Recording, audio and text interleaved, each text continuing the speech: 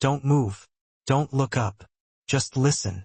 Sophia Reynolds kept her voice steady, despite the terror clawing at her throat.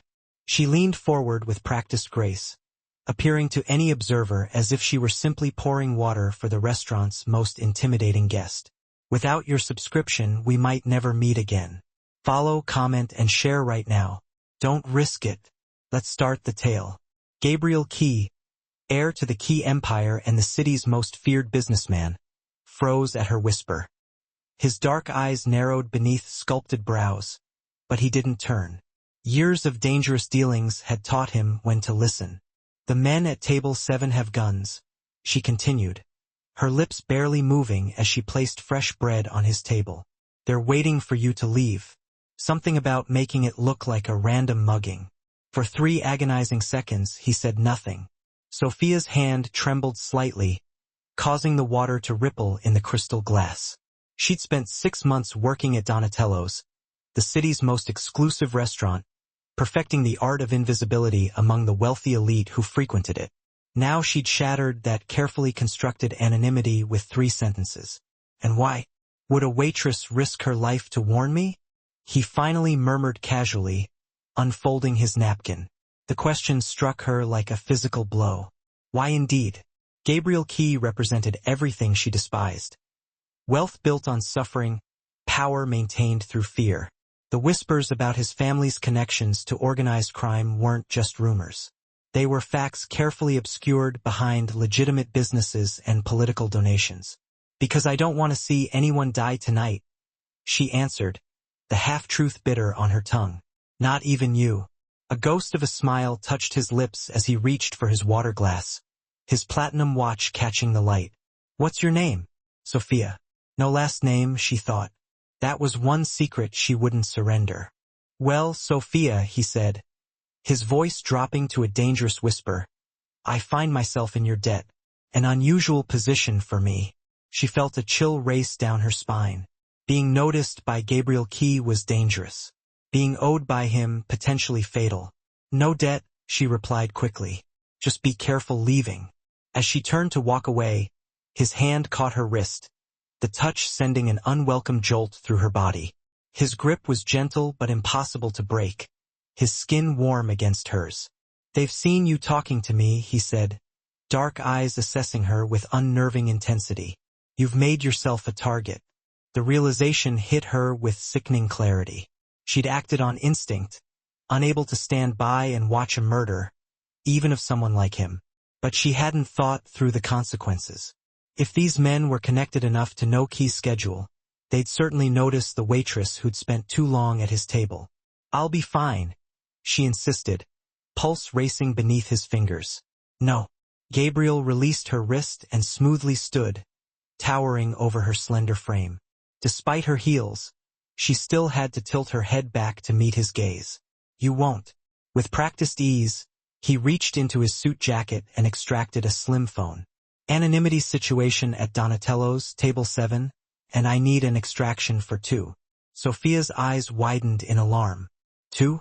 No, I don't need. Not negotiable, he cut her off, his tone brooking no argument. You've just saved my life.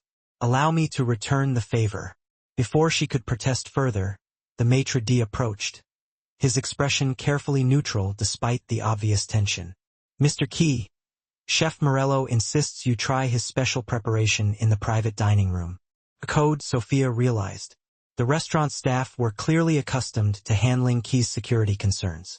Perfect, Gabriel replied smoothly, dropping several large bills on the table. My companion will join me. Sir, I'm working. I can't just. You can, and you will, he replied, his tone making it clear this wasn't a request. His hand moved to the small of her back, guiding her firmly but gently toward the rear of the restaurant. Your shift has ended early. A family emergency. As they walked, she noticed his eyes scanning constantly, cataloging every face, every movement. The men at table 7 were watching now, their casual poses unable to mask the predatory tension in their shoulders. Who are they? She whispered. Rivals or former allies? Often the same thing in my world. His voice was detached, as if discussing a mildly interesting business proposal rather than an attempt on his life. The private dining room was opulent, with rich mahogany paneling and a single table set with crystal and silver. But Gabriel bypassed it entirely, heading straight for an unmarked door at the back. "Wait." Sophia planted her feet, forcing him to stop. "I appreciate the concern, but I'm not going anywhere with you. I have a life, responsibilities. I can't just disappear." For a moment, something like respect flickered in his dark eyes. "I admire your courage, Sophia, but you don't understand the danger. These people don't leave loose ends. I'm nobody, a waitress. They won't even remember tomorrow." His laugh was short and without humor. "You think the shy waitress who whispered in Gabriel Key's ear and then walked out with him won't be remembered? You're many things, Sophia, but forgettable isn't one of them." The compliment caught her off guard, warmth rising unbidden to her cheeks. She pushed the reaction away, focusing on the danger at hand. "One night," he continued, his voice softening slightly, "stay somewhere safe tonight. Tomorrow, when this is handled, you can return to your life." The door behind them opened before she could respond, revealing a broad-shouldered man with a military bearing. "Car's ready, boss. 2 subjects at the target table are armed. 3rd by the bar watching the front entrance." "And the kitchen exit?" Gabriel asked. "Clear. For now." Sophia felt the world tilting beneath her. This was real. People with guns were waiting to kill the man beside her, and now possibly her too. Her simple life had shattered in the space of 5 minutes. "Tick-tock, Sophia," Gabriel said quietly. "Trust me or take your chances with them. Your choice. Trust a notorious crime boss or face armed killers alone. Some choice. Fine." "One night," she conceded, hating the tremor in her voice. His smile was victorious, but tinged with something else. Genuine relief? No, that couldn't be right. Men like Gabriel Key didn't care about waitresses. Wise decision. He guided her through the door into a narrow hallway that led to the restaurant's loading area. A sleek black SUV with tinted windows idled nearby, another suited man standing beside it. Gabriel helped her into the vehicle before sliding in beside her. The interior was luxurious leather, the air heavy with his expensive cologne. "Where are we going?" she asked as the car pulled smoothly into traffic. "Somewhere safe," was all he said, his attention on his phone. Sophia stared out the window as familiar streets gave way to the exclusive neighborhoods she usually only saw in magazines. What had she gotten herself into? And more importantly, how would she get out? Little did she know that this night would unravel secrets buried for 23 years.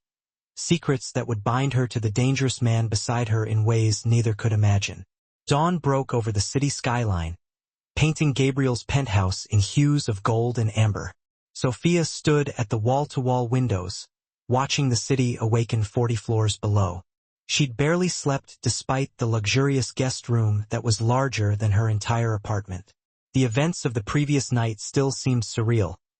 The whispered warning, the hasty escape, the tense car ride through the city to this fortress in the sky.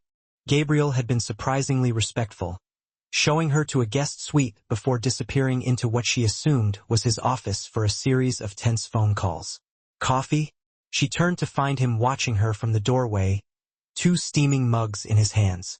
Gone was the immaculate suit, replaced by dark jeans and a simple gray Henley that did little to disguise his powerful build. The casual attire humanized him in a way that was more unsettling than his intimidating business persona. "Thank you," she said, accepting the offered mug. The ceramic was warm against her fingers, grounding her in the moment. "Did you sleep?"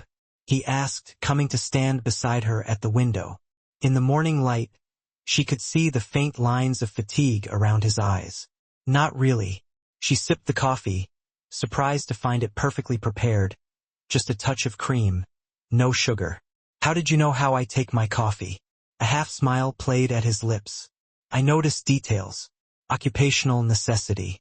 The reminder of exactly who he was, what he was, sent a chill through her.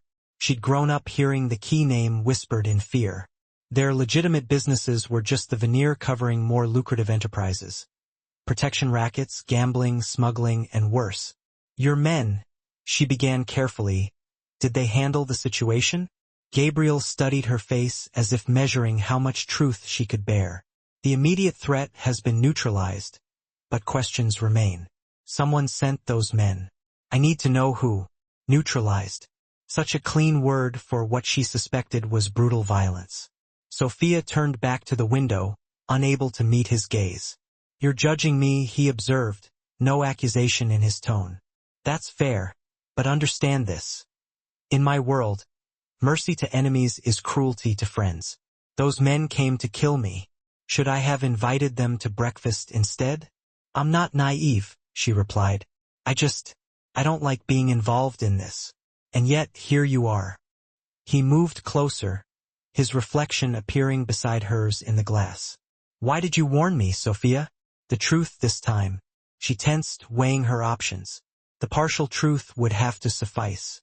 My father was killed in front of me when I was 8, she said quietly. A random mugging that was anything but random. I couldn't just stand by and let someone else die that way. Even you. Something flickered across his face. Surprise, followed by what might have been sympathy. I'm sorry about your father. It was a long time ago, 15 years. Yet the memory remained razor-sharp, her father's blood staining the sidewalk, his whispered final words. Remember who you are. What was his name? Gabriel asked. The question startled her. It seemed oddly personal coming from him. Thomas Reynolds. If she'd been watching more closely, she might have caught the momentary stillness that came over Gabriel, the slight narrowing of his eyes at the name. And your mother? She died when I was born, Sophia replied, uncomfortable with his sudden interest in her family. Look, I should go. You said one night and it's morning now. I have a shift at my other job at noon. Other job? He raised an eyebrow. I work at the city library 3 days a week. Waitressing doesn't pay all the bills. She set the coffee mug down on a nearby table. Thank you for your protection, but I need to get back to my life. Gabriel moved to block her path, not threatening, but unmistakably present. Those men saw your face, Sophia. They know you warned me. Until I discover who sent them, you remain in danger. I can take care of myself, she insisted, though her voice lacked conviction, even to her own ears. I've been doing it since I was 8. Admirable but unnecessary in this case. His tone softened, becoming almost persuasive. Let me help you. Consider it repayment for last night. I don't want anything from you. The words came out sharper than intended. Because of what I am? The question was blunt, his dark eyes challenging. Because I don't want to be owned by anyone, she countered, especially someone like you. Instead of taking offense, he laughed. A genuine sound that transformed his face, revealing a glimpse of who he might have been in another life. Someone like me. You don't know me, Sophia Reynolds. I know enough. She crossed her arms, attempting to reclaim some control of the situation.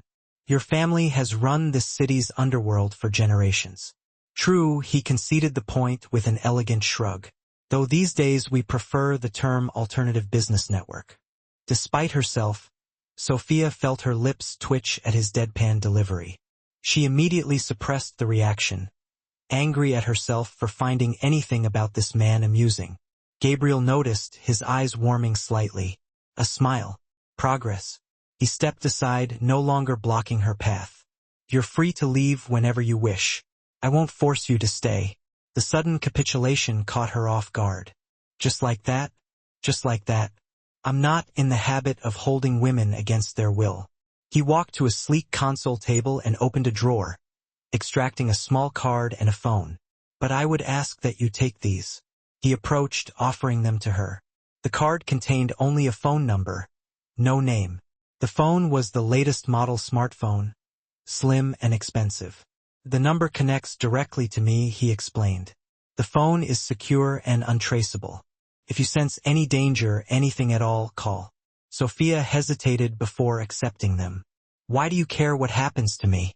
I'm just a waitress who overheard something. Something unreadable passed across his features. Perhaps I'm tired of seeing innocent people caught in crossfires. Before she could respond, the elevator doors opened and a striking woman in her 50s entered. Despite the early hour, She was impeccably dressed in a tailored suit, her dark hair streaked with elegant silver at the temples. "Gabriel," she called, then stopped short at the sight of Sophia. "I didn't realize you had company." "Marta." Gabriel's posture shifted subtly, becoming more formal. "You're early." Clearly the woman's assessing gaze moved over Sophia, taking in her borrowed clothes, a t-shirt and sweatpants from Gabriel's collection, both comically oversized on her slender frame. "And who is this?" Gabriel gestured between them. "Sophia, this is Marta Vega, my head of security and longtime family friend. Marta, this is Sophia Reynolds. She prevented an unfortunate incident last night at Donatello's." Understanding dawned in Marta's eyes, followed by something that might have been suspicion. "Reynolds?" Sophia nodded, uncomfortable under the woman's scrutiny. There was something unnervingly familiar about her, though she was certain they'd never met. Sophia was just leaving. Gabriel continued smoothly. "Would you arrange for a car?" "Of course." Marta's professional mask slipped back into place. "Ms. Reynolds, if you'll come with me, I'll help you collect your things." "I don't have any things," Sophia replied. "Just what I'm wearing." Gabriel frowned. "Your uniform from last night is still at the restaurant, I assume?" Sophia shrugged. "I'll pick it up before my shift tomorrow." "At least let me provide you with something more appropriate to wear home," he insisted, glancing at the oversized clothes drowning her slender frame. "Gabriel," Marta interrupted. "We have that pressing matter to discuss." The one concerning Anton at the name. Gabriel's expression hardened. "Of course, Sophia, if you'll excuse me for a moment, Marta will help you find something suitable to wear." He disappeared down a hallway, leaving Sophia alone with the intimidating woman. For several uncomfortable seconds, Marta simply studied her as if memorizing every detail. "You have your father's eyes," she finally said. So quietly Sophia almost missed it. "Excuse me?" Sophia felt her heart skip a beat. "Did you know my father?" Marta's expression became carefully neutral. "I know many people in this city. Come, let's find you something to wear." She led Sophia to what appeared to be a guest bedroom, opening a closet to reveal women's clothing in various sizes, all with designer labels still attached. "Does Gabriel often have women staying over?" Sophia asked, unable to keep the judgment from her voice as she surveyed the ready supply of women's clothing. Marta's lips twitched with what might have been amusement. "These are kept for security purposes. Sometimes associates need to change quickly or require disguises." She selected a simple blue sundress. "This should fit you." Sophia accepted the dress, still unsettled by Marta's earlier comment. "What did you mean about my father's eyes?" "Nothing of consequence." Marta moved toward the door. "I'll give you privacy to change." "Wait." Sophia stepped forward, blocking her path. Despite being several inches shorter, she stood her ground. "If you knew my father, I deserve to know how." Something like respect flickered in Marta's eyes. "You have his spine as well. But this isn't the time or place for that conversation, Miss Reynolds." "Then when and where is?" Marta studied her for a long moment before reaching into her pocket and extracting a business card. Unlike Gabriel's plain one, this featured an embossed logo, a stylized V intertwined with what looked like a serpent. "My private number," she said, offering the card. "If you truly want answers about Thomas Reynolds, call me in 3 days. Not before." Sophia took the card, confusion and suspicion warring within her.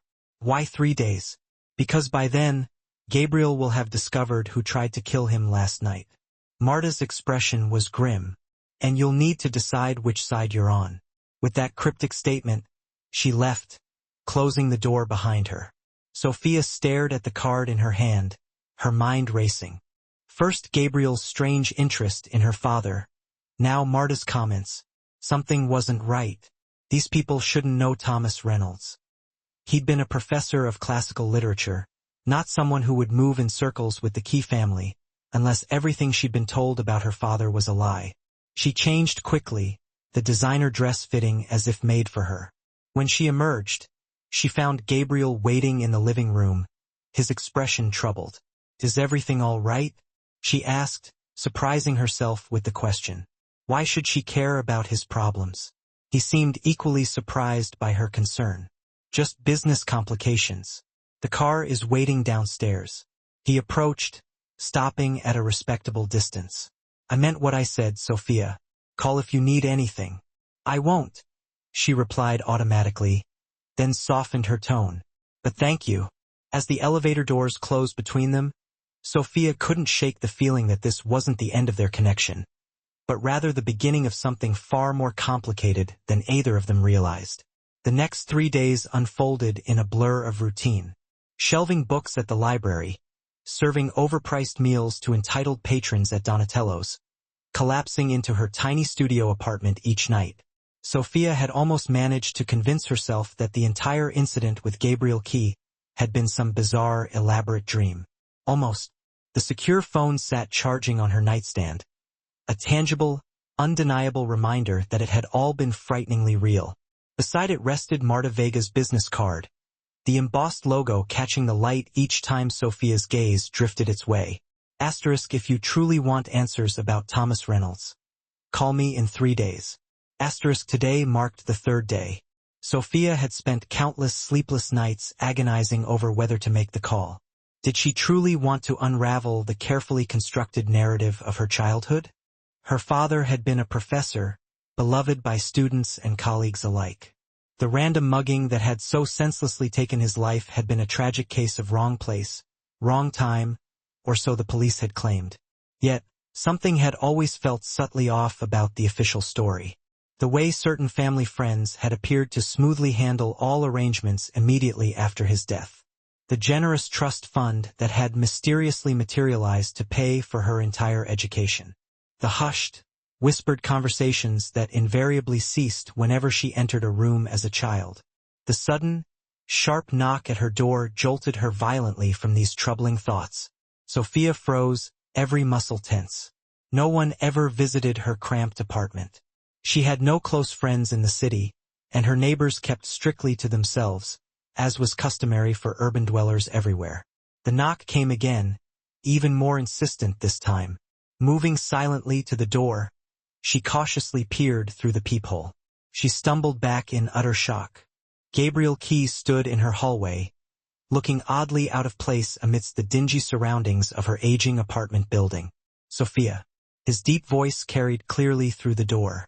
I know you're home. We need to talk. How did you find me? She demanded, without opening the door even a crack. The same way I find anything I need to know, he replied, utterly unapologetic. Open the door. Please. The please sounded very much like an afterthought, a distinctly unfamiliar word in his usual vocabulary. Sophia hesitated, rapidly weighing her limited options. If Gabriel truly wanted to harm her, a flimsy apartment door certainly wouldn't stop him. I'm not leaving until we speak, he added, his tone leaving absolutely no room for argument. Your neighbor in 3B is already watching through her peephole with considerable interest. I'd rather not create a scene. With a resigned sigh that betrayed her rising anxiety, Sophia unlocked the door, but left the chain securely attached, opening it only the few inches the chain allowed. What do you want? Gabriel looked even more strikingly imposing in the narrow corridor. His exquisitely tailored suit a stark contrast to the peeling paint and heavily scuffed floors. May I come in? This certainly isn't a conversation for hallways. Are you alone? Yes. She quickly closed the door to remove the chain, then reopened it fully, stepping back to allow him entry. Make it quick. I have work in an hour. Gabriel stepped inside, his piercing gaze sweeping the tiny studio apartment in one swift, efficient assessment. Sophia felt a sudden, sharp flash of embarrassment at the stark modesty of her humble surroundings. The worn futon that served double duty as her bed, the cramped kitchenette with its ancient hot plate and equally ancient mini-fridge, the single window overlooking a dismal air shaft. Everything she owned in the entire world contained within a mere 400 square feet.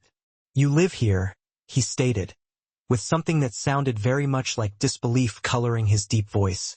Not all of us have penthouses, she replied defensively, crossing her arms tightly across her chest. What do you want, Gabriel?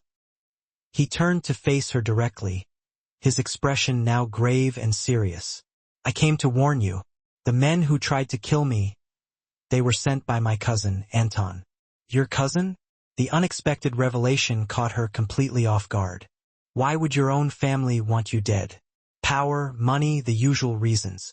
Gabriel's tone remained surprisingly matter-of-fact, as if he were discussing an everyday business disagreement rather than a cold-blooded murder attempt. Anton believes he should be heading the key enterprises. He's been systematically undermining my position for months. Sophia shook her head slightly, struggling to fully understand the almost casual way he discussed such shocking betrayal. And this concerns me. How, exactly? Anton knows you warned me. He's been asking detailed questions about you. Where you live, where you work.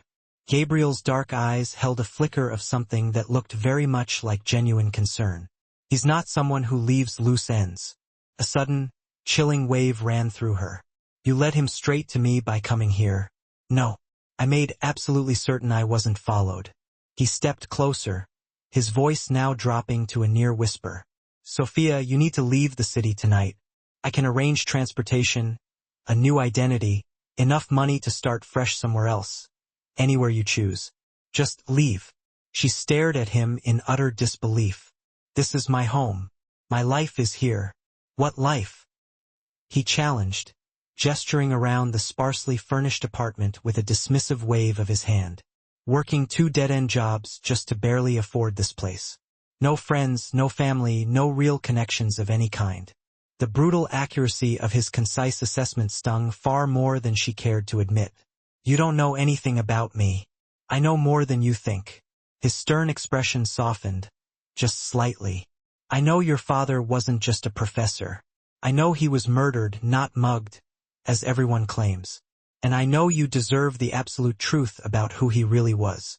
Sophia felt as though the floor had suddenly dropped from beneath her trembling feet. What are you talking about? How would you possibly know anything about my father? Gabriel hesitated, choosing his next words with extreme care. Weighing his words, Gabriel explained, Thomas Reynolds wasn't your father's real name. He was born Antonio Vassillo. He worked for my family before I was even born, until he disappeared 25 years ago. The name meant nothing to Sophia, yet it still sent a shiver down her spine. You're lying, she insisted. My father was Thomas Reynolds. I have his birth certificate, his college diplomas. All carefully crafted forgeries, Gabriel interjected gently. Excellent ones, but forgeries nonetheless. Why are you doing this? Sophia demanded, her anger rising to mask her growing unease. Why come here with these lies?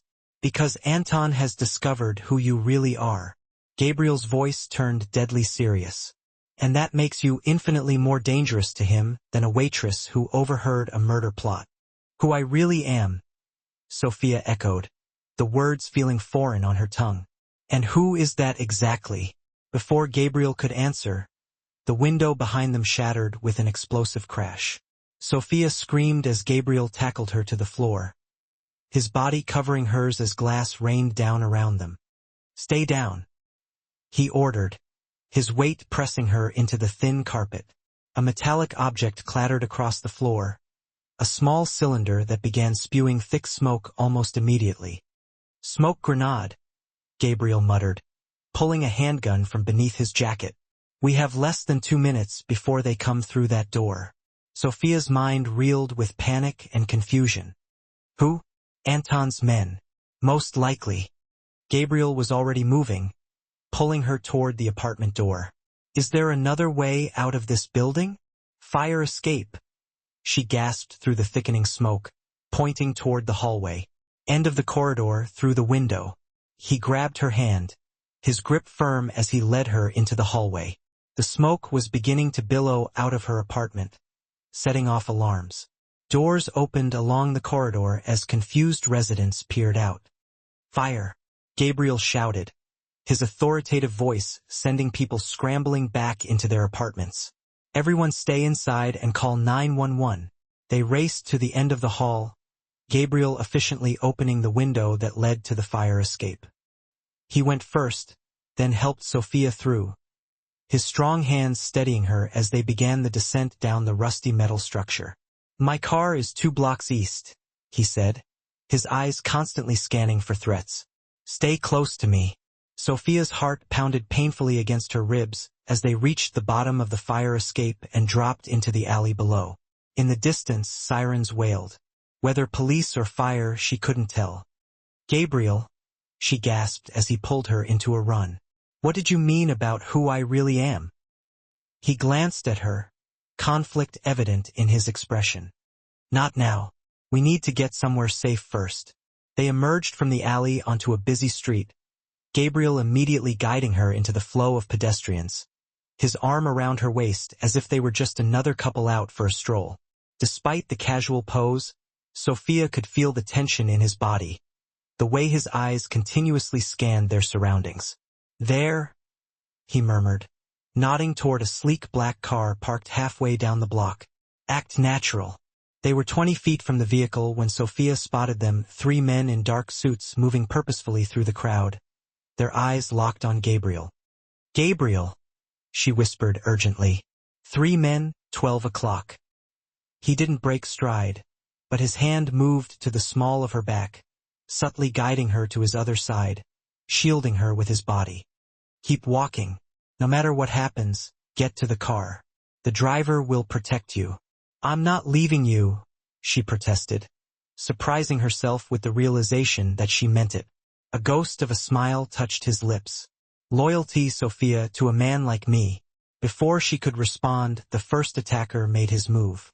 A burly man with a scar across his jaw lunged forward, something metallic glinting in his hand.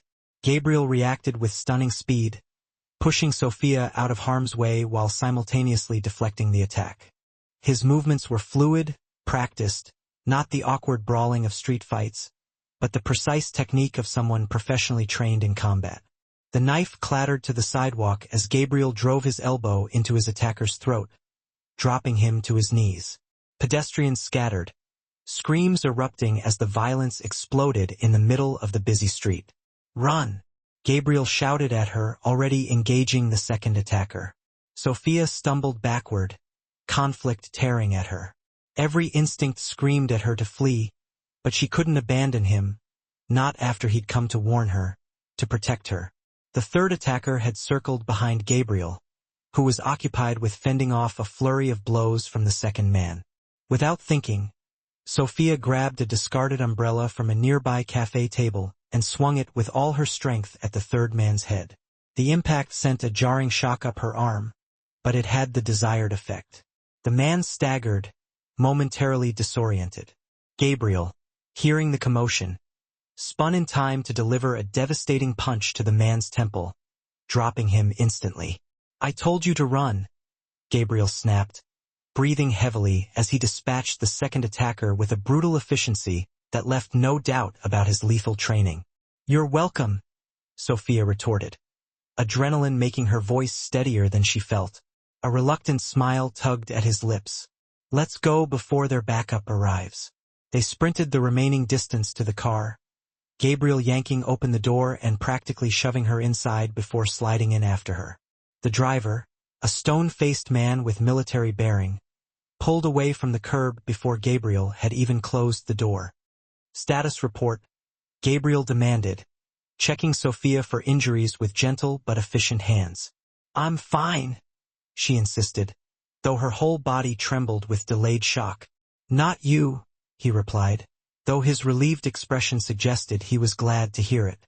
"Marcus, 2 more teams in the vicinity," the driver reported tersely. "East and north, switching to contingency route Bravo." Gabriel nodded, pulling out his phone and typing rapidly. "Safe House 3. Alert Marta to meet us there." Sophia watched the familiar streets of her neighborhood blur past the window, reality shifting beneath her like quicksand. Her apartment, everything she owned, gone in an instant, her carefully constructed life in flames, literally and figuratively. "They tried to kill us," she said, the words sounding hollow to her own ears. "Your cousin's men tried to kill us." "Yes." Gabriel's response was simple, his attention split between his phone and the street behind them. "Because of who you think I am?" It wasn't a question. This caught his full attention. His dark eyes met hers, unreadable and intense. No, Sophia, because of who you actually are. And who is that? She demanded, fatigue and fear making her voice sharp. Gabriel was silent for a long moment, studying her face as if searching for something. When he finally spoke, his voice was gentle, almost regretful. Your father wasn't just an employee of my family. He was my father's most trusted advisor and closest friend. Gabriel paused, seeming to brace himself before continuing. Antonio Vassilo was married to Elena Key, my father's sister. The implications hit Sophia like a physical blow. You're saying, yes. Gabriel's eyes never left hers. You're not just Sophia Reynolds. You're Sophia Vassilo Chianti, my cousin, and according to my family's traditions, the true heir to everything the Chianti family controls. The world seemed to tilt on its axis as Sophia struggled to process his words. Family traditions, heirs, a hidden identity. Her entire life a carefully constructed lie. No, she whispered, shaking her head in denial. That's not possible. It is. Gabriel reached for her hand, which she instinctively withdrew. He didn't push, respecting her need for distance. Your father fled with you when you were 3 years old, after your mother was killed. Everyone believed you had died with her in the car accident, but Antonio managed to escape with you. Why? The question escaped her lips, small and lost. Why would he leave? Why hide me? Gabriel's expression darkened. Because he believed your mother's death wasn't an accident, that she was murdered by someone inside the family. The car swerved suddenly, cutting down a narrow alley as the driver, Marcus, muttered something about a tale. Sophia barely noticed, too consumed by the revelations shattering everything she thought she knew about herself. I don't believe you, she said, though the words lacked conviction. Deep down, something resonated with Gabriel's story, explaining the gaps in her childhood memories, the inconsistencies in her father's past, the strange sense of familiarity she'd felt with Marta. You don't have to believe me, Gabriel replied quietly. Not yet, but believe this. Anton knows who you are now, and he will not stop until both of us are dead. Sophia stared at him, this dangerous man who claimed to be her family. Why would he want me dead? I know nothing about any of this. Because by Chianti family law, established over a century ago, you outrank both Anton and me in succession. You are Elena Chianti's only child, the direct bloodline. Gabriel's voice was grim, and Anton has spent the last 20 years ensuring his position is next in line after me. I don't want any of this, Sophia insisted, panic rising in her throat. I don't want your family, your money, your criminal empire. What you want doesn't matter to Anton, Gabriel said bluntly. Your existence alone is threat enough. The car turned sharply again, entering an underground parking garage beneath what appeared to be a luxury apartment building. As they descended into the shadows, Sophia felt as though she was descending into a new reality, one where she wasn't just Sophia Reynolds, orphaned waitress and librarian, but Sophia Vassilo Chianti, hidden heir to a criminal dynasty. What happens now? She asked, her voice small in the darkness. Gabriel's hand found hers in the shadows, warm and unexpectedly reassuring. This time she didn't pull away. Now, he said softly, we find proof of who tried to kill your mother 20 years ago, because I suspect it's the same person who wants us both dead today. As the car stopped and the lights of the garage illuminated Gabriel's determined expression, Sophia felt something shift inside her, a strange sense of recognition, not of him, but of herself, as if some dormant part of her DNA had awakened, whispering ancient truths. Asterisk, remember who you are. Asterisk, her father's dying words echoed in her memory with new and terrible meaning. The question now was whether she wanted to remember it all. The safe house was nothing like Sophia had expected. Instead of a fortified bunker, Gabriel had brought her to a luxurious penthouse apartment with panoramic views of the city. Unlike his own residence, this place felt lived in, with books scattered on coffee tables and framed photographs adorning the walls. Whose place is this?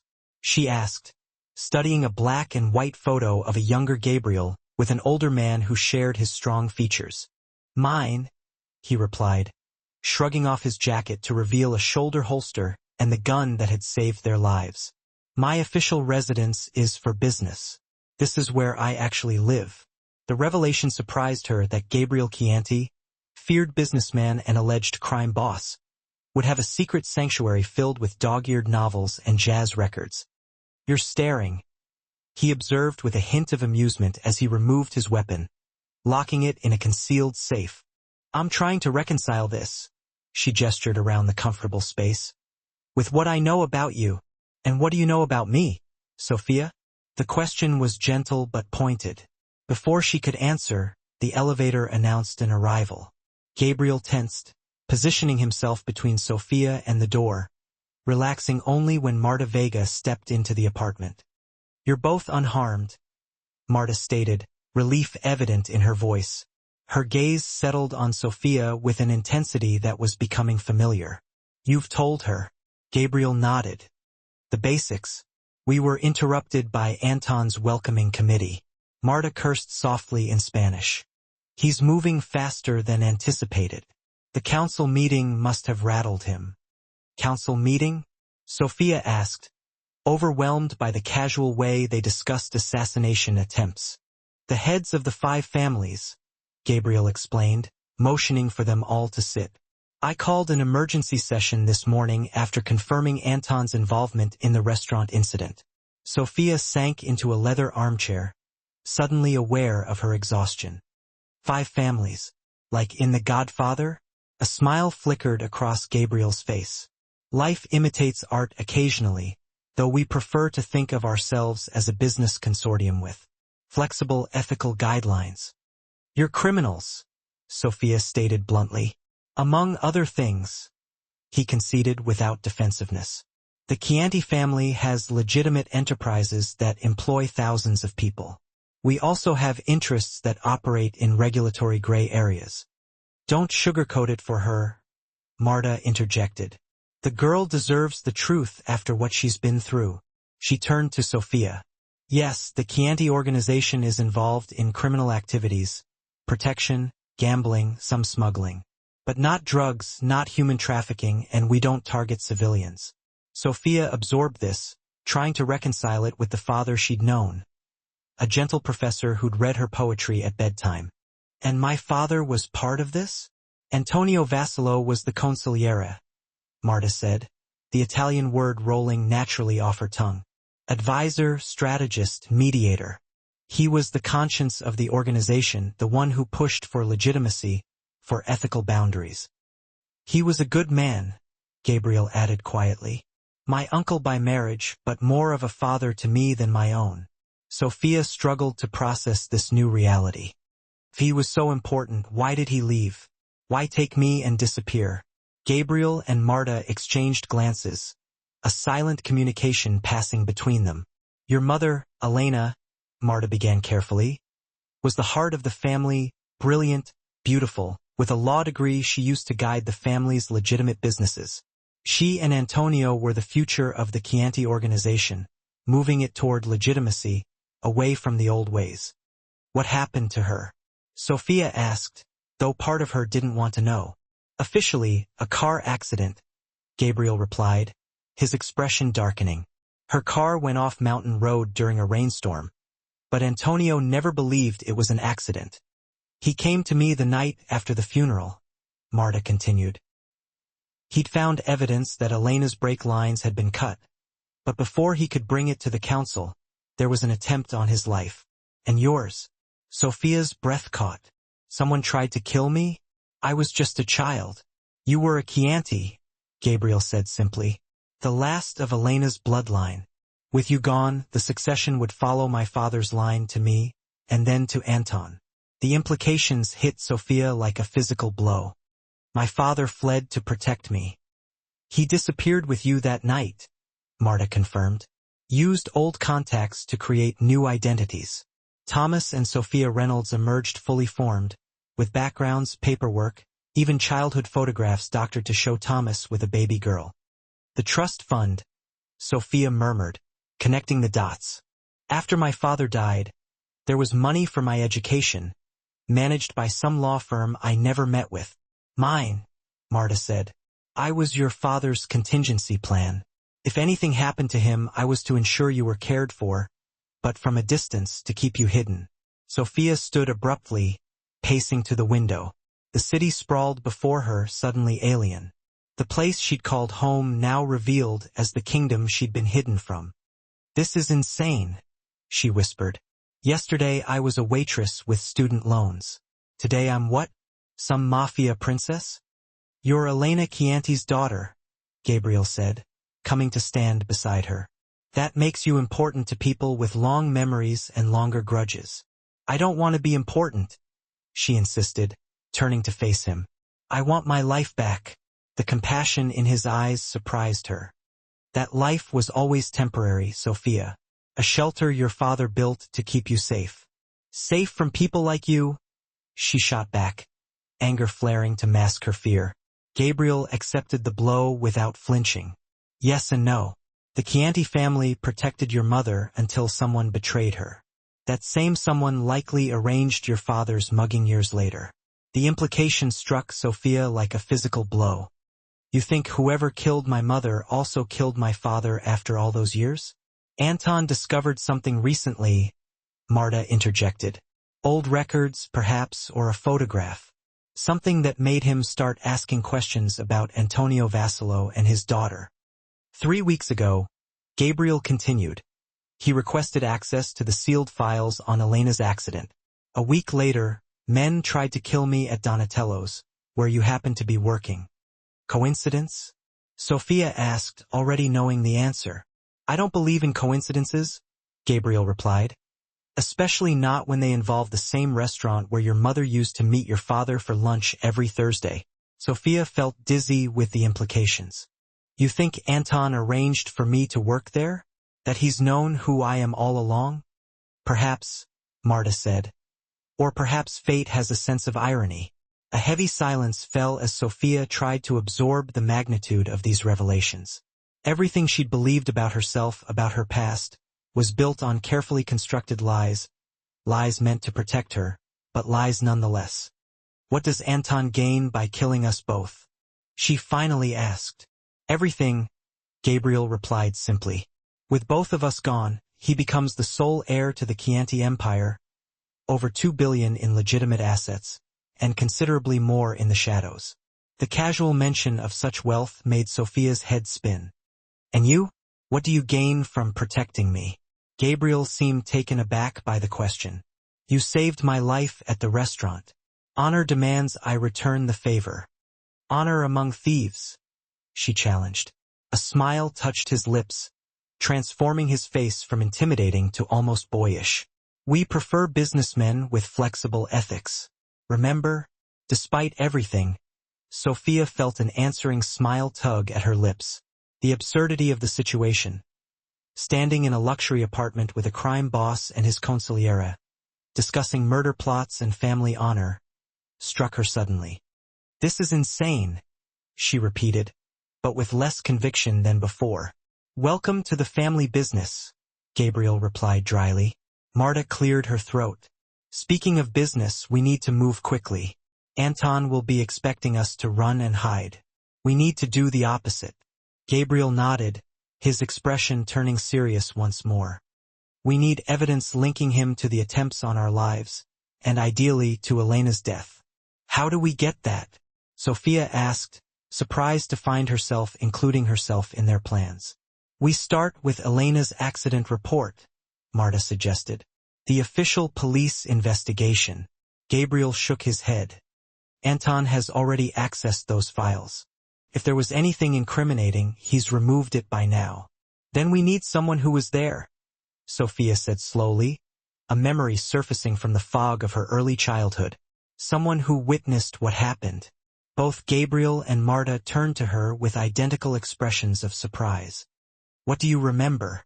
Gabriel asked carefully. Sophia closed her eyes, reaching for fragments buried deep in her subconscious.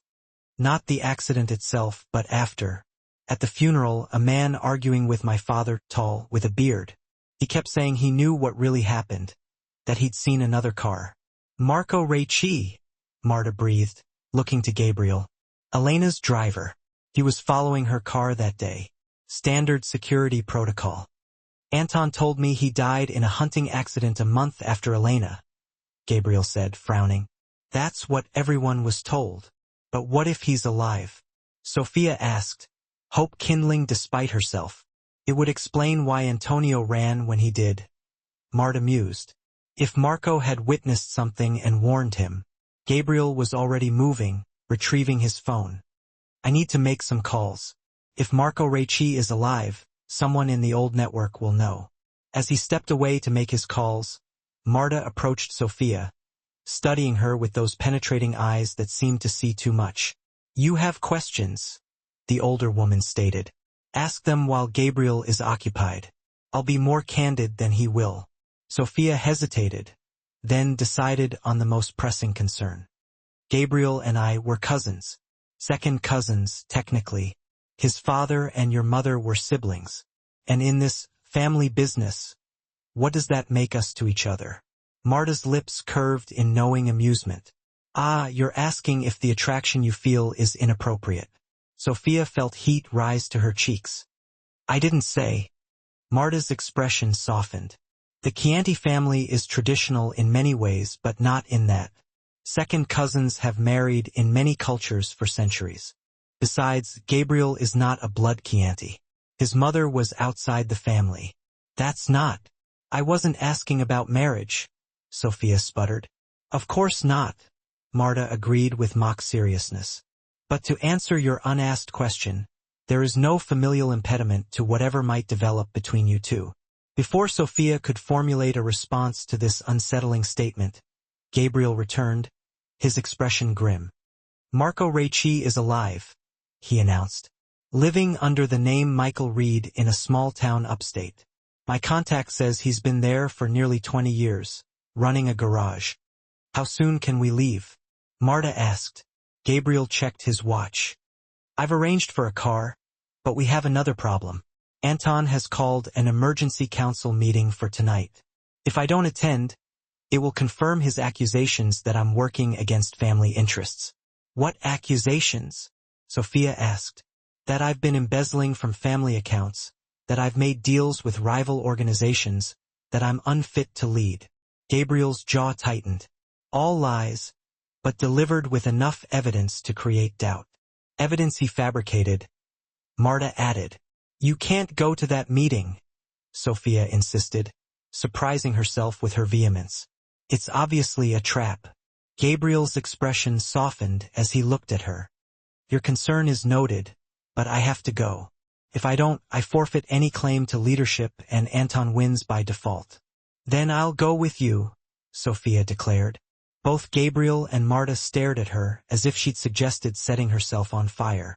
Absolutely not, Gabriel said flatly. It makes perfect sense, Sophia countered, warming to her improvised plan. You said I outrank both of you in succession. If I appear at this meeting, you'll be walking into a room full of people who have spent 20 years believing you're dead, Marta interrupted. People who may have been complicit in your mother's murder. Exactly, Sophia insisted. Whoever orchestrated all this won't be expecting me to show up openly. They'll be prepared for Gabriel to arrive alone, vulnerable. Gabriel studied her with newfound respect. You'd willingly walk into a nest of vipers to protect someone you barely know? Someone you believed was a criminal less than an hour ago? Sophia met his gaze steadily.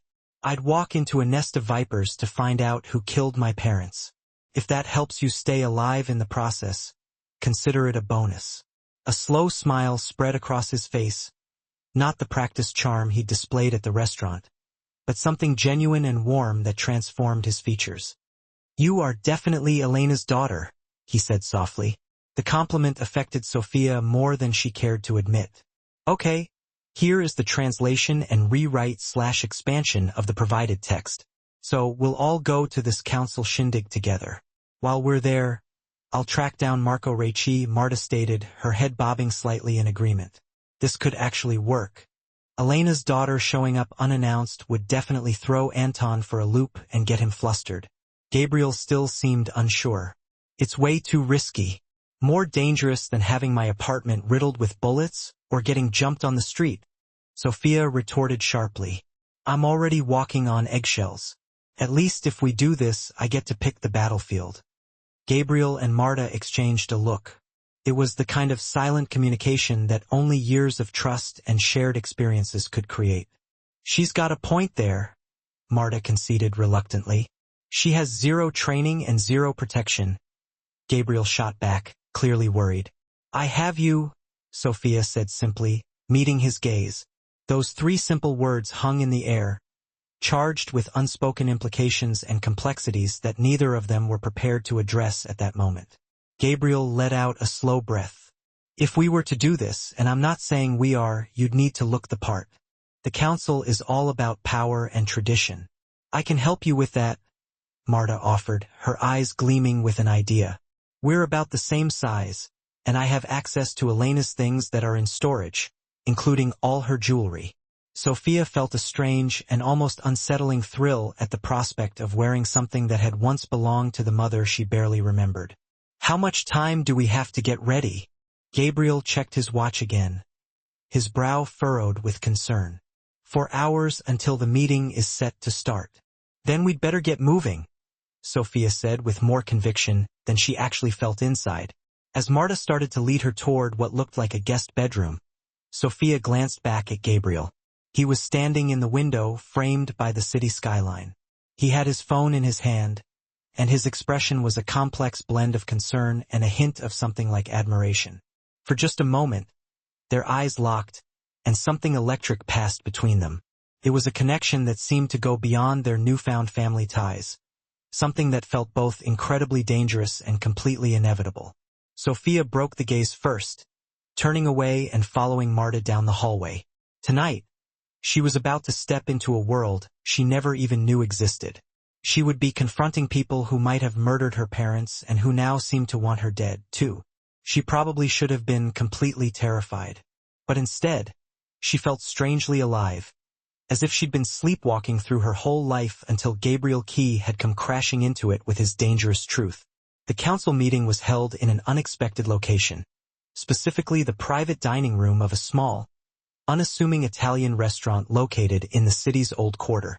As Gabriel's car came to a stop at the curb, Sophia fought to keep her nerves under control, smoothing out imaginary wrinkles from the elegant black dress that Marta had so thoughtfully provided. Having second thoughts?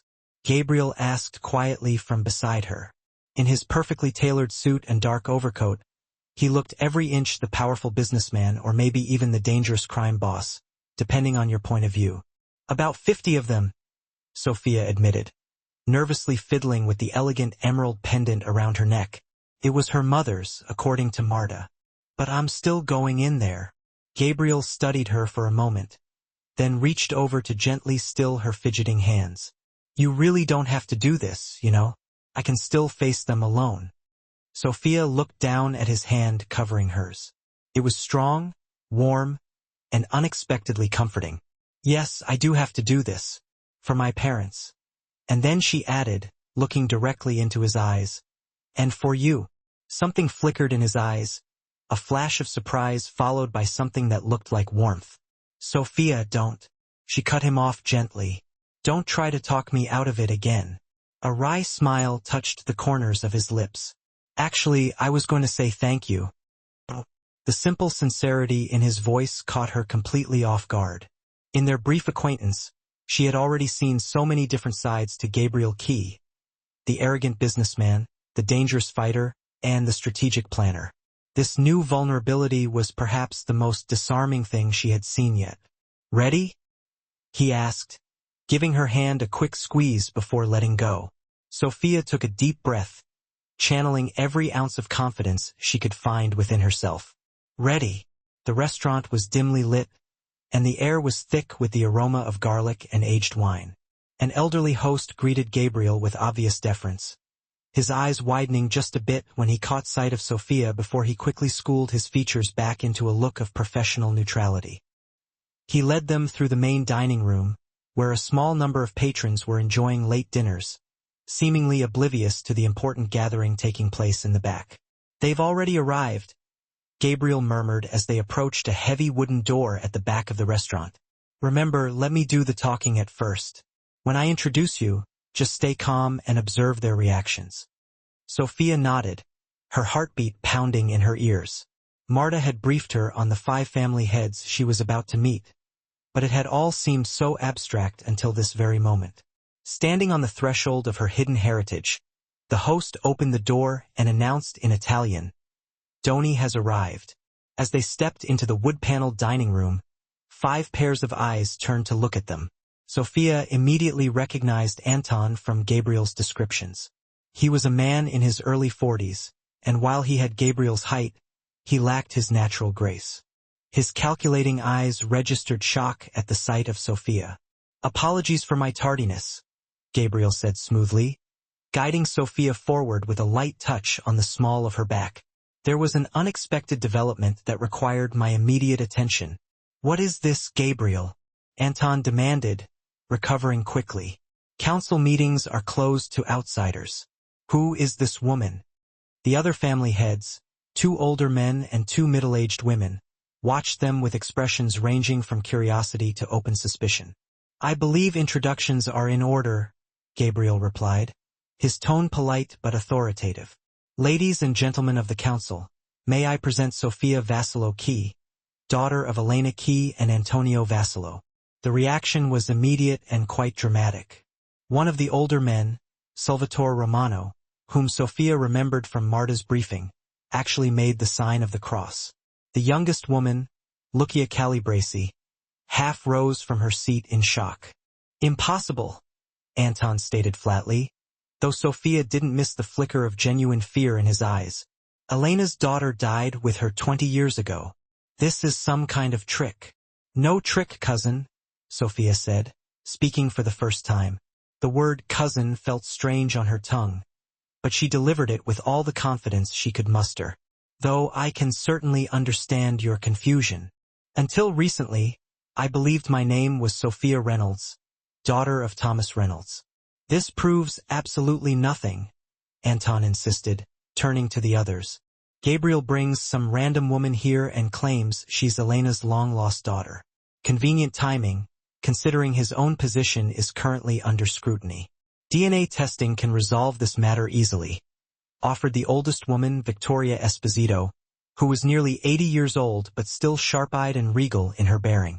"Already done," Gabriel countered smoothly. "The results confirmed what I suspected when I first met Sophia. She is, without question, Elena's daughter." Sophia kept her expression neutral, even though this was news to her. Gabriel hadn't mentioned anything about a DNA test. "Please sit."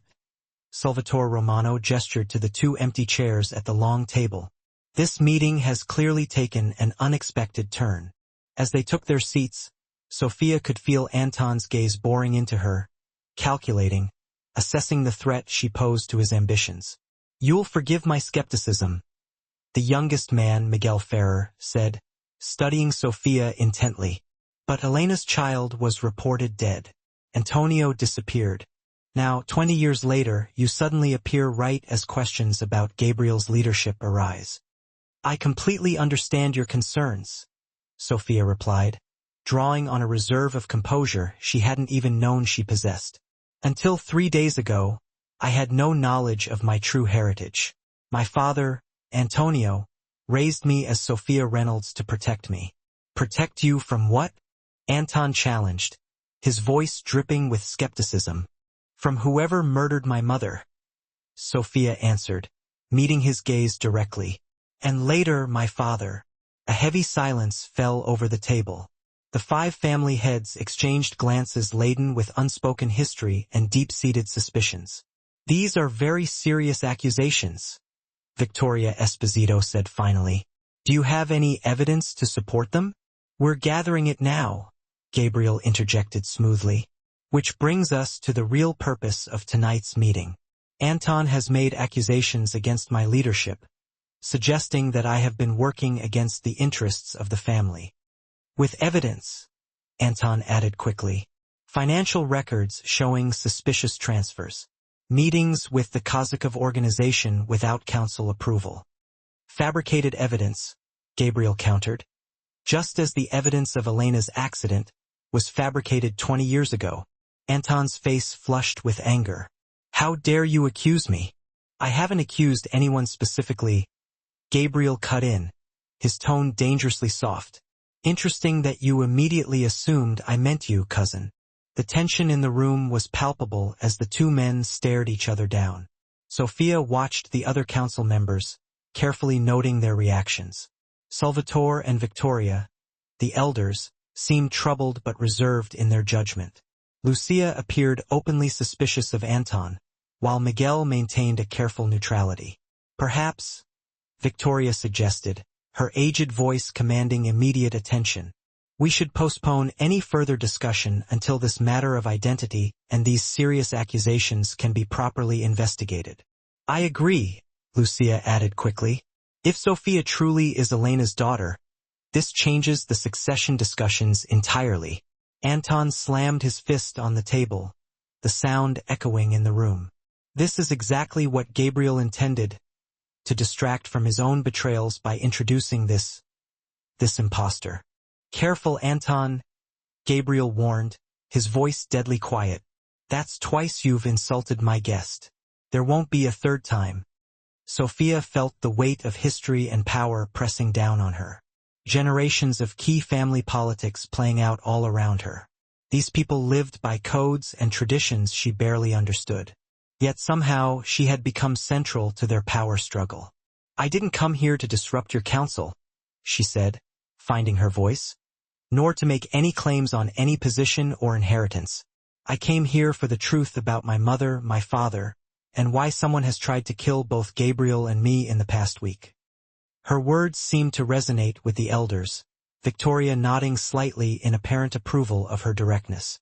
The girl speaks sincerely, Salvatore said. Old wounds have been reopened. Elena was beloved by all of us. If her daughter lives, and if her death was no accident, the council must know the truth. I propose a compromise, Victoria declared with the authority of her position as the eldest. We will adjourn for 1 week to allow time for verification of Sophia's identity and a thorough investigation of these troubling claims. During this time, Gabriel will continue as acting head, but all major decisions will require full council approval. And if someone doesn't want us to find the truth? Sophia asked, glancing meaningfully at Anton. A week gives them plenty of time to eliminate any evidence or witnesses. A valid concern, Lucia acknowledged. Perhaps a gesture of good faith is required.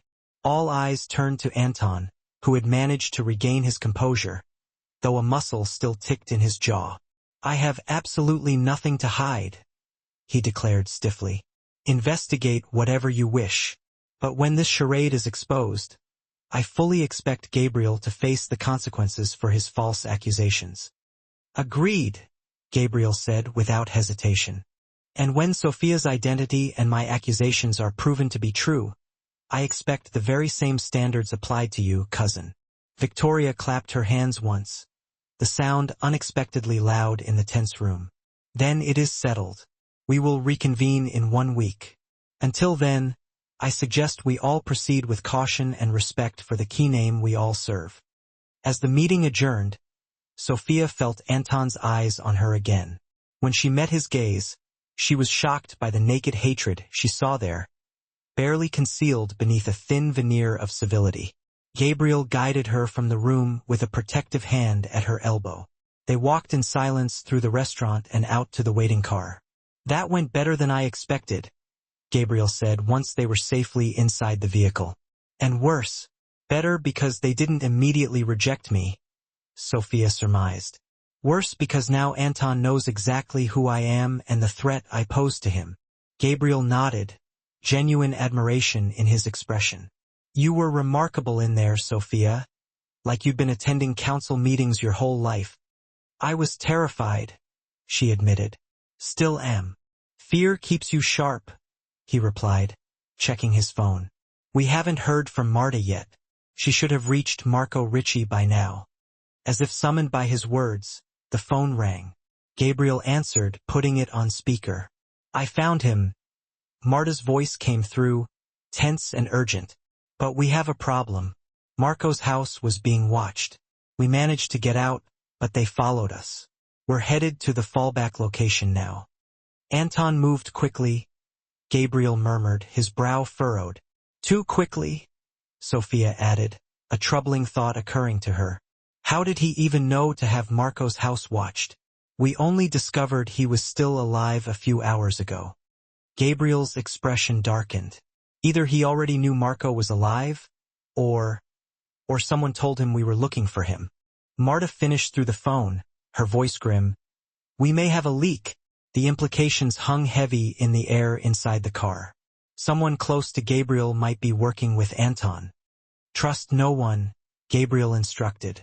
Get Marco to safety. We'll meet you at the fallback location in 3 hours.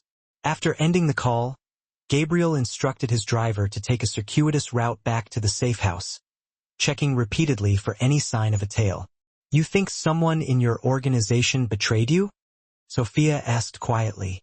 It's possible, Gabriel admitted, his expression grim. Anton has had years to cultivate allies, plant seeds of doubt about my leadership. What did he mean at the meeting about financial records and meetings with some organization? Gabriel sighed, suddenly looking weary. The Kozakovs are a Russian organization that's been trying to move into our territory. Anton claims I've been meeting with them secretly, selling out family interests. And have you been? No, he said firmly. But he's created evidence to suggest otherwise. Doctored photographs, falsified bank records. Enough to create doubt. And doubt is all he needs, Sophia realized. Just enough uncertainty to justify a move against you. Gabriel nodded, impressed again by her quick understanding. Exactly. They rode in silence for several minutes, the city lights blurring past the windows as the car wound through increasingly unfamiliar streets. What did you mean about a DNA test? Sophia finally asked. You never mentioned actually taking my DNA. A hint of guilt crossed Gabriel's features. The coffee cup, that first morning at my penthouse. I had it tested after you left. You took my DNA without my knowledge or consent. Sophia's voice rose with indignation. I needed to be certain, Gabriel defended, though he had the grace to look somewhat abashed. Too much was at stake to rely on coincidence or mere resemblance. That's... Sophia stopped, taking a deep breath to calm herself. You know what? After everything that's happened today, that's not even in my top 10 concerns right now. A surprised laugh escaped him, a genuine sound that transformed his face, making him look younger and more carefree. Your ability to adapt to impossible situations is truly remarkable, Sophia. Necessity, Sophia replied with a wry smile. Apparently, it runs in the family. Their eyes met, and something shifted in the atmosphere between them. A moment of connection that transcended the chaos surrounding them. For a heartbeat, they weren't just reluctant allies in a dangerous game of family politics, but simply a man and woman drawn to each other against all logic and reason. Gabriel broke the moment first, looking away with what seemed like reluctance. We should focus on reaching Marco safely. His testimony could be the key to everything. Sophia nodded, trying to ignore the lingering warmth in her chest. What exactly do you think he saw the day my mother died? I don't know, Gabriel admitted, but whatever it was, it frightened him enough to fake his own death and disappear for 20 years. Just like my father did with me, Sophia murmured, her voice barely audible. Your father was protecting you, Gabriel said gently. Marco was likely protecting himself. The car turned onto a narrow road leading into what appeared to be an industrial area. Warehouses and manufacturing plants loomed as dark shapes against the night sky. Where are we going? Sophia asked, suddenly alert to their unfamiliar surroundings. Gabriel frowned, leaning forward to address the driver. Marcus, this isn't the route to the safe house. The driver didn't respond, continuing to navigate through the deserted industrial zone. Marcus? Gabriel's voice sharpened with command. Stop the car now. Instead, the vehicle accelerated, tires squealing, as it made a sharp turn into what appeared to be an abandoned loading yard. Gabriel's expression hardened as he reached for his gun. only to find the shoulder holster empty. He'd left his weapon locked in the safe at his apartment. "Get down," he ordered Sophia, already lunging for the driver. But it was already too late. The car skidded to a halt, and suddenly the doors were wrenched open from the outside. Powerful hands grabbed Sophia, dragging her from the vehicle as she screamed and fought. Through the chaos, she glimpsed Gabriel struggling against two large men, his face contorted with rage and effort. "Sophia!" he shouted before a blow to his head silenced him. Then something soft was pressed against her face, a cloth with a sickly sweet chemical smell. Sophia held her breath, still struggling, but her lungs eventually betrayed her. As she gasped involuntarily, darkness swept over her consciousness like a tide, pulling her under into oblivion. Her last thought before the world went completely black was of Gabriel's eyes, dark with concern, not for himself, but for her. Sophia awoke to the sound of water dripping. Her head pounded with the lingering effects of whatever drug they'd used to subdue her, and her mouth felt like it was stuffed with cotton. Keeping her eyes closed, she assessed her situation, her hands bound behind her back and seated on what felt like a wooden chair. The air smelled of damp concrete and rust. "I know you're awake," a familiar voice said from nearby. Your breathing changed. She opened her eyes to find Gabriel seated across from her, similarly bound to a chair. A nasty cut above his eyebrow had left a trail of dried blood down the side of his face, but his eyes were clear and alert. "Where are we?" she whispered, scanning their surroundings. It was a large, empty space with high ceilings and exposed pipes, some kind of abandoned factory or warehouse. One of Anton's properties, I believe. An old manufacturing plant on the east side. Gabriel tested his restraints, the ropes creaking but holding firm. "Are you hurt?" Sophia shook her head, wincing at the resulting throb of pain. "Just drugged." "You? I've had worse." His attempt at a reassuring smile didn't quite reach his eyes. "I'm so sorry, Sophia. Marcus has been with me for 8 years. I never suspected."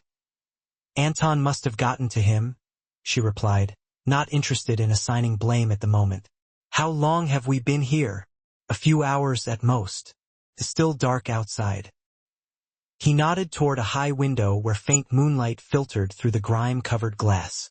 Sophia processed this information quickly. "Marta will realize something's wrong when we don't meet her." "Yes, but she won't know where to look," Gabriel said grimly. "And she'll be focused on keeping Marco safe." The implications hung heavily between them. No immediate rescue was coming. Whatever Anton had planned, they would have to face it alone. "So we escape ourselves," Sophia declared, with more confidence than she truly felt. A genuine smile touched Gabriel's lips this time. "I admire your spirit, Sophia, but these bindings are professional work." Before she could respond, a heavy metal door clanged open at the far end of the warehouse. Anton strode in, flanked by 2 armed guards. Gone was the veneer of civility from the council meeting. His face was now a mask of cold determination as he approached. "Cousin," he greeted Gabriel with mock politeness. "I trust the accommodations aren't too uncomfortable?" "This is beneath even you, Anton," Gabriel replied evenly. "The council will never accept your leadership after this." Anton shrugged, circling their chairs like a predator. "The council will believe whatever evidence is presented to them. By morning, they'll have proof that you attempted to flee with family assets, only to meet with a tragic accident." He stopped before Sophia, studying her with clinical detachment. "As for Elena's miraculous daughter, I admit you surprised me. For 20 years, I believed you were dead, only to discover Antonio had spirited you away." "You killed my mother?" Sophia stated, the certainty suddenly crystallizing in her mind. "And my father." Anton's smile was chilling. "Technically, I arranged your mother's death. Your father's too much later. Necessity, not pleasure, I assure you." The casual admission of murdering her parents hit Sophia like a physical blow, but she refused to give him the satisfaction of seeing her pain. "Why? What did my mother ever do to you?" "She existed," Anton replied simply. "Elena was brilliant, charismatic, the natural choice to lead. After the old guard stepped down, I would have been forever in her shadow. Then you were born, cementing her claim to leadership through bloodline. So you arranged her accident, Gabriel said, disgust evident in his voice. A simple mechanical failure, Anton confirmed with a dismissive wave of his hand. It would have been perfect if Marco hadn't been following her that day. Standard security protocol that I had overlooked. He saw my men ensuring the job was done properly. But you didn't know about me, Sophia realized. That my father had taken me away. A complication, Anton acknowledged. When I learned Antonio had disappeared with you, I assumed he'd seek protection from rivals, use you as leverage. When that didn't happen, I concluded you both must have died in hiding. Until recently, Gabriel prompted. Anton's expression darkened. Until I found an old photograph among Elena's personal effects, showing her, Antonio, and their infant daughter. A daughter with a very distinctive birthmark. Sophia instinctively tried to reach for her right shoulder, where a small, crescent-shaped birthmark had always drawn unwanted attention. Her bound hands prevented the movement, but Anton noticed anyway.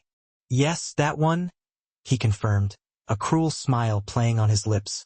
Imagine my surprise when I saw that same mark on a waitress at Donatello's, Elena's favorite restaurant. The resemblance was striking once I looked properly. So, you arranged to have me killed along with Gabriel, Sophia concluded. Just to tie up any loose ends. Precisely. Anton checked his watch with the air of a businessman wrapping up a meeting. And now, as much as I've enjoyed this little family reunion, it's time to conclude our business. He nodded to one of his guards, who stepped forward and placed a silver briefcase on a nearby table. The other guard moved to a corner of the warehouse, attaching what looked like small devices to the support beams. Explosives, Gabriel explained, seeing Sophia's questioning look. He's going to make it look like an accident. A tragic gas leak, Anton confirmed. The abandoned factory where you foolishly came to collect hidden funds before fleeing the country. Such a shame. Sophia's mind raced, desperately searching for any possible options. She subtly tested her restraints again, feeling the ropes bite into her wrists. The council won't believe it, Gabriel warned. Marta has already found Marco. His testimony will expose you. His testimony will never be heard, Anton interrupted smoothly. My men are tracking them as we speak. By dawn, all loose ends will be eliminated. Sophia caught Gabriel's eye, seeing the same realization she had reached. Anton intended to kill not just them but Marta and Marco as well. Anyone who could challenge his version of events. You've thought of everything, she acknowledged, hoping to keep Anton talking while she continued to work at the ropes binding her wrists. Except one thing. Anton raised an eyebrow, intrigued. And what's that? My mother's necklace, Sophia replied, nodding toward the emerald pendant she was still wearing. A family heirloom, isn't it? Strange that you'd leave such valuable evidence on my body. Anton frowned, approaching her with renewed interest. I hadn't noticed you wearing it at the council meeting. How did you get it? Marta had access to my mother's things, Sophia explained, trying to buy herself some time as she felt the rope begin to give slightly. Apparently, it's quite valuable, not just monetarily, but historically. This tidbit immediately snagged Anton's complete and undivided attention. What do you mean by that exactly? He inquired, a hint of suspicion creeping into his voice. Marta had always said it was a gift presented to the very first key matriarch by her husband. It's a symbol representing the family's bloodline, its heritage, Sophia said, improvising rapidly, and greatly relieved to see the obvious and avaricious interest now blazing in Anton's eyes. Wouldn't want such an important heirloom lost in an explosion, would you? Anton reached out deliberately for the pendant, lifting it ever so gently from her collarbone with a surprising and unexpected tenderness. I'd almost forgotten about this old thing, he murmured, more to himself than anyone else. Elena wore it constantly, practically never took it off. While Anton was completely absorbed, His attention riveted on the glittering necklace, Sophia managed to catch Gabriel's gaze once more. He gave a barely perceptible nod, a silent acknowledgement that he completely understood her strategy and was ready to act. "You really should take it," Sophia suggested, forcing a note of vulnerability, a carefully constructed plea, into her voice. "Before you finish all of this, you should have it, for the sake of the family legacy." Anton studied her face intently, his initial suspicion now warring visibly with his growing greed. "This is uncharacteristically generous of you, Sophia. What's the catch?" "I'm going to die here anyway," she replied, her voice laced with bitterness and resignation. "What do I possibly care about some stupid necklace?" After a long, considering moment, Anton reached behind her neck to unfasten the delicate clasp. As he leaned in close, his face inches from hers, Sophia knew this was her only chance. With every single ounce of strength she could muster, focusing all her energy into one precise point, she drove her forehead squarely into Anton's face. The immediate and satisfying crunch of cartilage, followed by his sharp, guttural howl of pain, told her instantly that she had definitely broken his nose. Simultaneously, Gabriel launched himself forward, chair and all, colliding forcefully with one of the guards. Sophia's ropes, which had been partially loosened in her earlier struggles, finally gave way completely as she wrenched her hands free. She grabbed the heavy silver briefcase from the nearby table and swung it with every bit of her remaining might at the second guard, who was in the process of raising his weapon toward Gabriel. The force of the impact sent the guard staggering backward, his shot going wildly off target. Gabriel, still awkwardly bound to the chair, had somehow managed to knock his guard to the ground and was now struggling desperately to reach the man's fallen weapon. Anton recovered more quickly than Sophia had anticipated, lunging at her with a roar of rage, blood streaming copiously from his now ruined nose. She ducked quickly under his grasping hands, scrambling desperately toward the guard's fallen gun. Her fingers had just closed around the cold steel of the weapon when Anton seized her ankle, yanking her violently backward. Sophia instinctively rolled with the force, bringing the gun up to bear, but Anton knocked it from her hand before she could manage to aim. "You key women," he snarled, his face contorted with fury, pinning her to the floor with his superior weight, his hands closing inexorably around her throat. "Always thinking you're so much smarter than everyone else in the room." Sophia fought desperately for breath as his thumbs pressed cruelly into her windpipe, cutting off her air supply. Through her rapidly darkening vision, she saw Gabriel still struggling with both guards, completely unable to come to her aid. This was it, she realized with a sinking heart. After finally discovering her true identity, reconnecting with her long-lost heritage, and finding both unexpected allies and unexpected feelings, her journey would end right here, at the hands of the very man who had orphaned her years ago. No, a fierce refusal rose up from some deep primal part of her being. She absolutely refused to die like this. Summoning the last reserves of her strength, Sophia drove her knee upward with brutal force, connecting solidly with Anton's groin. His grip loosened just enough for her to draw a desperate, gasping breath and twist sideways. As Anton doubled over in agonizing pain, Sophia scrambled frantically away, lunging once more for the gun. This time, her fingers closed around the grip with a sense of grim certainty. She rolled onto her back, bringing the weapon up just as Anton recovered and charged toward her once again. The gunshot echoed deafeningly in the cavernous space, reverberating off the concrete walls. Anton stopped abruptly mid-stride, looking down in evident surprise at the rapidly blooming red stain spreading across his chest. He took one more stumbling step toward Sophia before collapsing heavily to his knees. "You shot me?" he said, sounding more bewildered than genuinely angry. "Elena's daughter shot me. For my mother?" Sophia whispered, her voice trembling slightly but the gun held steady in her hands. "And for my father." Anton opened his mouth as if to respond, but instead toppled sideways onto the cold, unforgiving concrete floor. Across the vast warehouse, Gabriel had finally freed himself from the chair and subdued both guards. He rushed immediately to Sophia's side, gently taking the gun from her trembling hands. "Sophia," he said softly, helping her carefully to her feet. "Are you all right?" She stared, transfixed, at Anton's still form, emotions churning within her too chaotically to even name. "I killed him," she finally managed to say, her voice barely a whisper. "You had absolutely no choice," Gabriel assured her, checking Anton's pulse with clinical detachment. "He would have killed us both, and then Marta and Marco.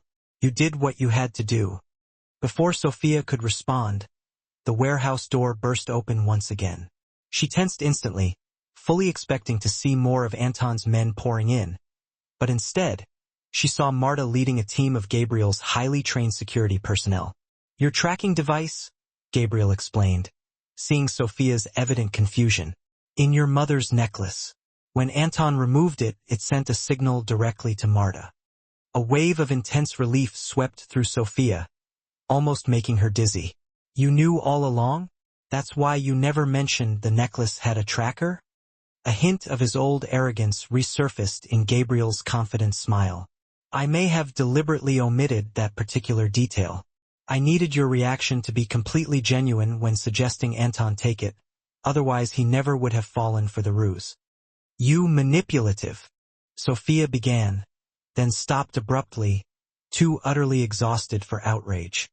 "We'll definitely discuss your trust issues later, I promise." Marta approached, taking in the entire scene with professional efficiency. "Marco is secure and safe at the safe house. He's now willing to testify before the council about everything he witnessed the day of Elena's accident." "And what about the explosives?" Gabriel asked, nodding toward the devices still attached to the support beams. "My team is handling them right now," Marta assured him. "We need to leave immediately." As they exited the warehouse, Sophia felt the full, crushing weight of the night's traumatic events pressing down on her.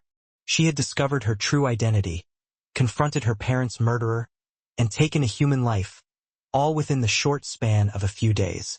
Gabriel's steady arm around her waist provided much-needed support as they walked to the waiting vehicles.